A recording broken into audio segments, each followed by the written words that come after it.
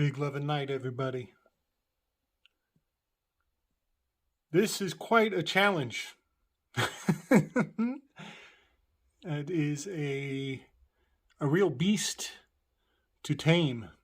This knowledge.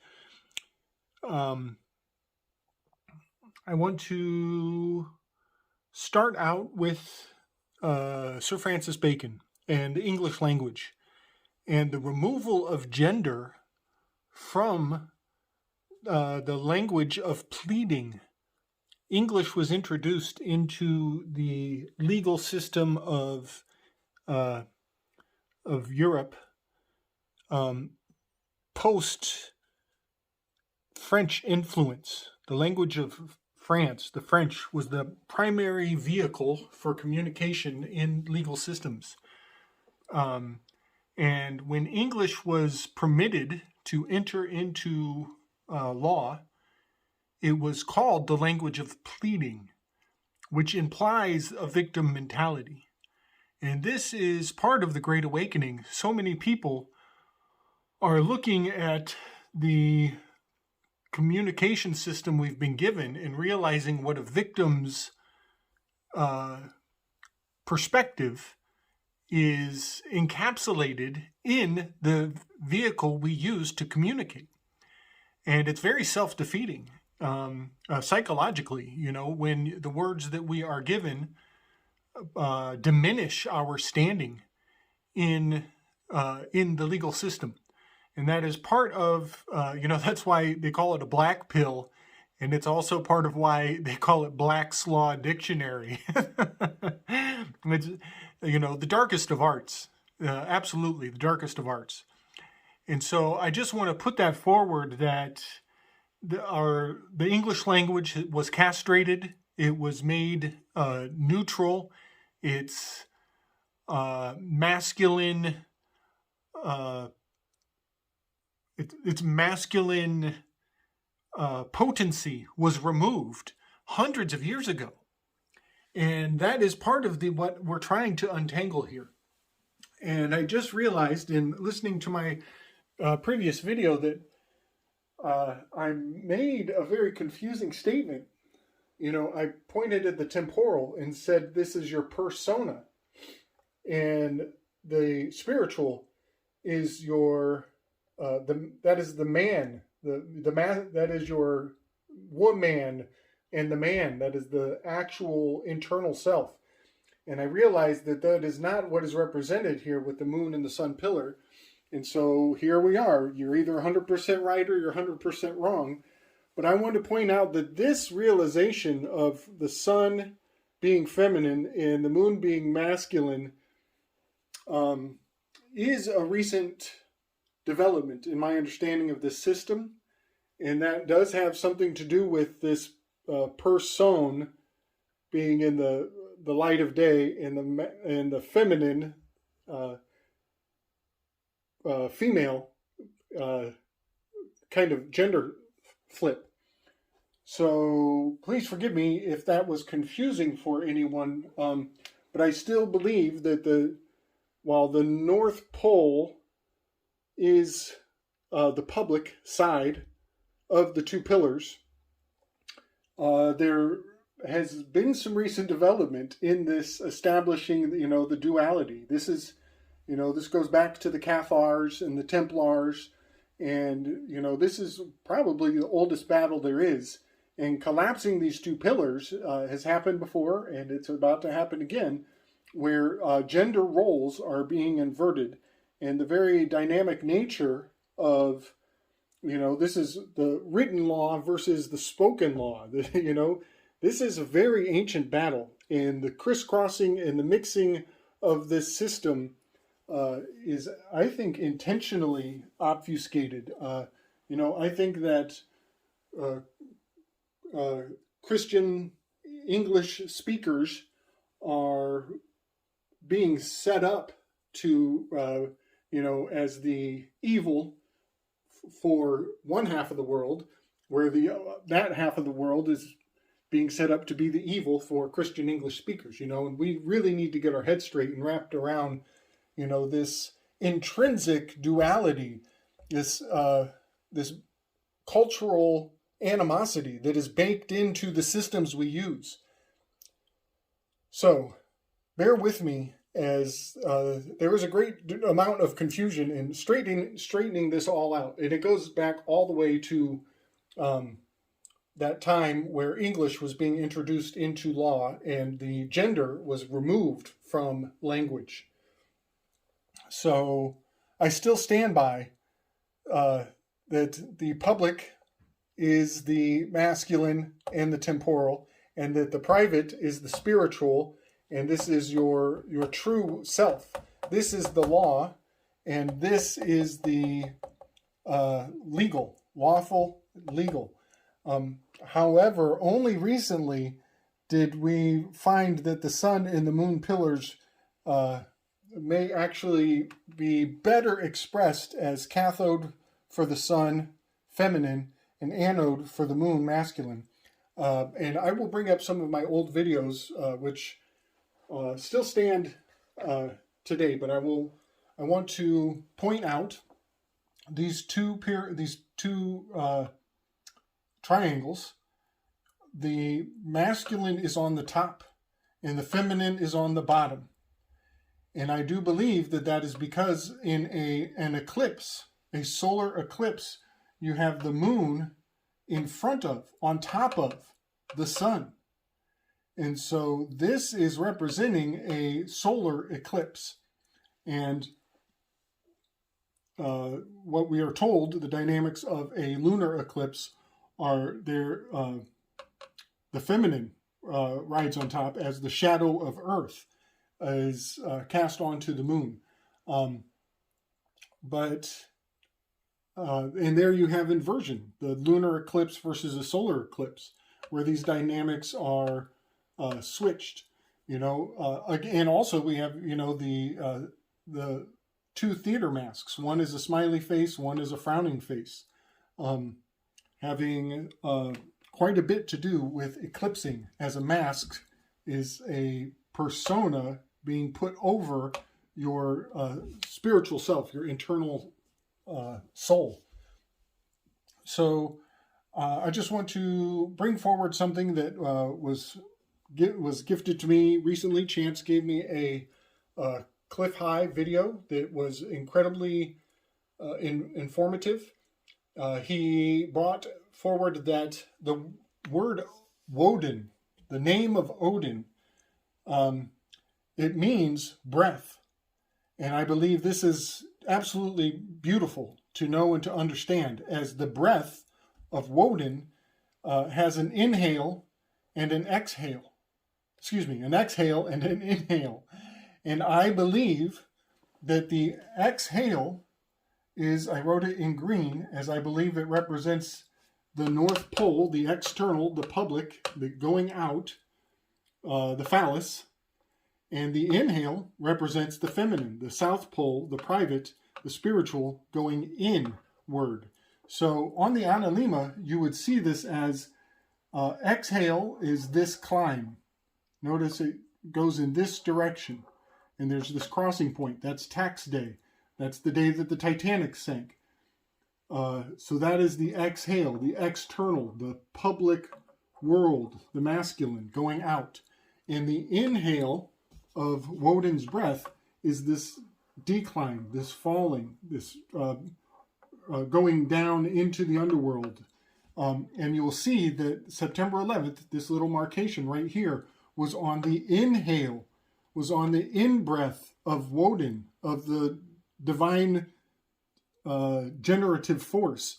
And that lends very powerfully to my theory that the smoke of the events on that day were used as an offering, much like an incense burner in a ritual, for Odin to breathe in the smell of that offering. In spiritual practice, in ritual, scent is the most powerful ingredient for ambiance. It is the invitation for the divine to be summoned, to be brought forward. And so having September 11th in that particular day, very much represents the inhalation of the divine, accepting an offering. So in Egyptological systems, the exhale would be the flail, and the inhale would be the crook. As the flail goes outward, it's public. The crook pulls inward, it's private. So here we have these two poles of the duality. You know, this is all very much dualist spirituality. And there we have duelists. We have the two swords, the twin towers. See these two T's? They are like two swords. So I want to bring forward how we are dealing with time and space, temp and space. Time is often circular. It's round. The the stars in the heavens above, they move in this circular pattern, and space is perceived as the square, or with having angles. And so you could say that down here on Earth, in the lower realms, the world seems, this is where the flat earthers stand, with Aristotle, with his hand pointing down flat onto the ground. And again, up in space, in time, the heavenly realms, they stand with Plato, pointing to the heavens. So we have the circle and the square.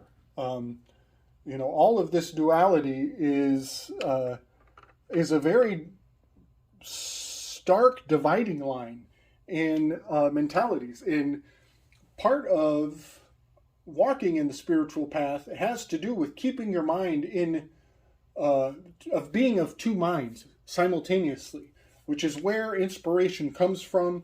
It has to do with liminal spaces, which was my couple videos back. We talked about liminal spaces and how that is the point of exchange, where Mercury, the king of thieves, will often come and inspire some sort of exchange. Also, where thieves love to come and take advantage of your imbalance, of your indecisiveness. So I'm not saying any of these things are evil. I'm saying these are consistent psychological dynamics that have magical application. So I just hope people appreciate that I do honor and venerate and appreciate Stoicism, having a firm stance. But I also understand the nature of this split, the Cartesian split. It's very profound, and there's a good reason why it has not been resolved in all these years. But it is also definitely going to be taken advantage of and put into use in the toppling of our systems that we're in today. So, I want to recommend everybody reads Unum Sanctum. You'll see that Unum Sanctum is an attempt to establish a Stoic position, a staunch Stoic position, which states that the spiritual supersedes the temporal, that the Pope has dominion over the spiritual, and that the temporal is subservient to the spiritual. And I also believe that when we went from the United States of America, when we lost the A at the end of the USA, and we were reduced in standing when we became the U.S., I think that in a certain light of ecclesiastic law, the U.S. does not mean United States. It means Unum Sanctum. I believe we lost our sovereignty when the land of America was removed from under our feet, and we were placed under Unum Sanctum. So also, I want everybody to look up, I'll try to link all of this in show notes, but the Doctrine of the Two Swords from the Catholic Dictionary, it has much to do with the biblical New Testament scene where Christ tells his apostles that you must sell your cloak to buy a sword. That is, it is time to give up your pussyfooting around and get out there in the public and kick some fucking ass. And so the cloak is the feminine, the comfort, the privacy of your home, and you're going to have to give that up. You're going to have to buy a sword. You're going to have to go out and raise some hell. But the nature of those two swords are put into ecclesiastic law by unum sanctum. And I believe that when the Twin Towers were collapsed, it was an unmaking, an undoing of the of unum sanctum, and this creed, this decree that the spiritual supersedes the temporal, and it was a declaration of war. It was selling the cloak to buy the sword, to unmake the comfortable nature of the world we're in, and ever since we have essentially been in upside down world. This goes back to Gloria Steinem, and on the payroll of the CIA, and her statements that women should be trained in the military, that women should go into the military. It's been quite a destructive CIA psychological operation, and it goes back far beyond Gloria Steinem, who was rubbing elbows with the assassins of JFK and Martin Luther King. She was, some of her cohorts in her writing career were setting up many assassinations. So the toppling of this, of the entire civilized world is a long game. It's definitely a long game. So I want to point out the Hegelian nature of the writing of Ovid. I want to go back that far. And I want to point out that Ovid wrote many books. He wrote the Fasty Calendar, which, by the way, I've done some work on that before. The Fasty Calendar was a 9-month calendar. And I will, at the end of this presentation, I will discuss how the Enneagram of the 9 of a 9-month calendar was put to use in the toppling of the Twin Towers. Absolutely. That's an ancient system that's been obscured through time for a very good reason. It is a double-edged sword. It can be used for good, and it has been used for evil, to be sure. But very quickly, I want to talk about Ovid, and a lot of people have been seeing Ovid quite a bit lately in these modern times, as it has been weaponized, resurrected, and injected into human consciousness in a major way. So Ovid wrote a series, a trilogy. The first one having to do with love, how to fall in love. The second one had to do with how to conduct a love affair on your lover, how to cheat on your lover. So we have the problem is the love. The reaction was how to cheat on your lover.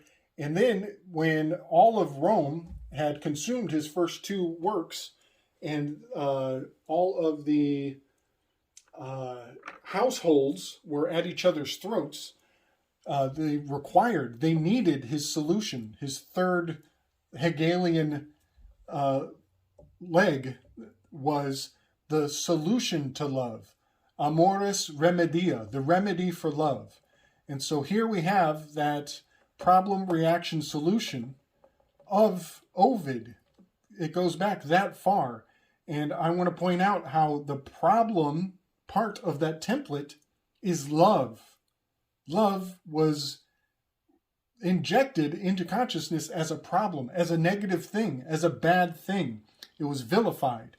And that is very synonymous with the idea of social distancing. And that they are looking to cure love. They're looking to remove love from humanity. And that is incredibly nihilistic. And I would point out that I do believe Ovid was one of the original nihilists. A lot of people, like I said earlier, Nietzsche was a patriarch of nihilism. I would point out that Ovid may have been a patriarch of nihilism in a major way. So I highly encourage people to look into Ovid, into his perspective, as his writings and his influence in its day was used to topple an entire civilization. And I know this is really complicated, but I personally look forward to a toppling of civilization, as I believe that to be civil is to be servile, is to be a slave. And I, much like Ovid, I do believe that Rome and Roman civil law needs to be collapsed and removed. But it is going to be an ugly proposition. And people are going to have to just fucking act right on an individual level. It's very interesting how in so many ways I learned from Ovid, I learned from Nietzsche, and I appreciate what they're saying. Ayn Rand, I absolutely love the lessons they teach to the individual, to the empowering of the individual. And the individual is the fundamental minority.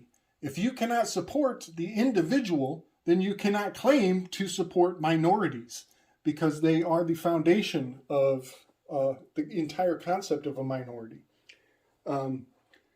So next we will get into the devil's tones. And I do believe that there were sonic waves being utilized, as well as explosives to bring down these towers. As well as some kind of plane was crashed into these towers. The nature of that plane is not what they told us, but something probably remote controlled was used to collapse these buildings. So there was a plane, there was explosives, and I believe there was sonic weaponry being christened, being used as a first. Virgo. This was an initiation ritual in September, definitely. But the devil's tones are very profound to me. When you look into the devil's tones, you will see the numeric frequencies that are used in the devil's tones are very dangerously articulated in the Enneagram. So when I got into the Enneagram, I've done some work on it before, it has a very positive use. It can help you to understand yourself in a much better way for individual self-improvement. However, in the wrong hands, like I said, it's a double-edged sword. In the wrong hands, it can be used to a very dark purpose. I believe that the Enneagram has much to do with your social credit score, your social credit system. I believe that they can utilize the Enneagram to predict your decision-making in the most profound way ever. This little chart right here is potentially a weapon. It can be weaponized in very dangerous ways psychologically to predict your decisions, to lead you with the carrot or with the stick, with the hook, the crook, or the flail.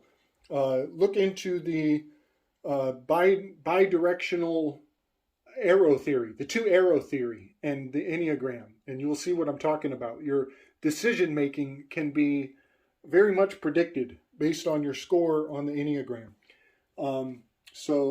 I also have discovered that the devil's tones, the harmonic dissonance, is expressed in these pathways, these connections of these numbers.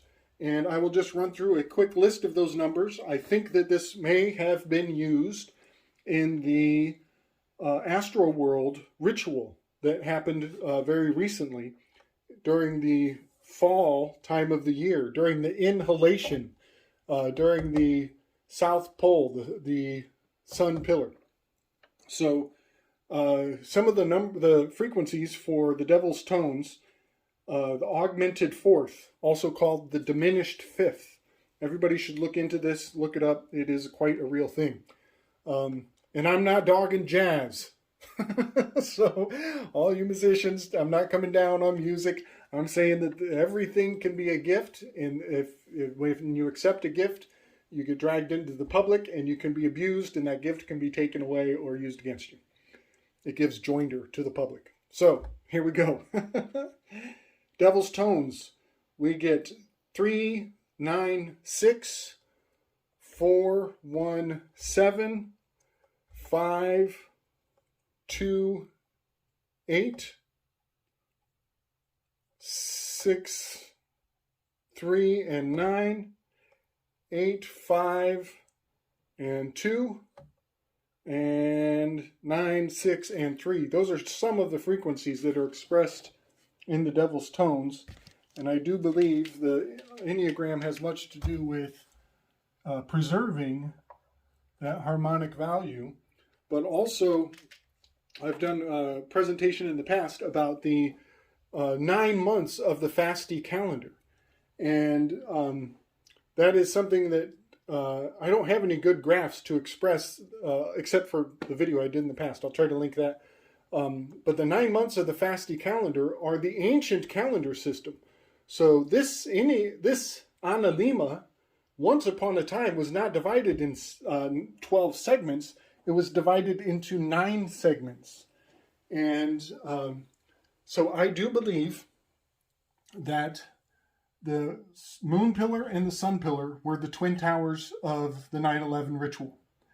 And the Solomon building, building 7, was the Enneagram, was the true temple that was meant to be collapsed, the true target of the 9/11 ritual. And part of what I want to bring forward, I'll try to put a lot of visual cues into and splice it into this presentation. But I want to point out how Solomon and the Temple of Solomon, is the building 7 was the Solomon brothers. The building belonged to the Solomon brothers. I believe it does relate very powerfully to the Analema, as we have potentially a bit of a gematrological, more a phonetic anagram hidden in Analema, as S is number 19. You add the 9 and the 1, you get an A. A. Solomon's. And in phonetics, the vowels are very interchangeable. So you go with, you lose a vowel, you lose a vowel. The correspondence is very obvious. L, you lose the L. O, you lose a vowel.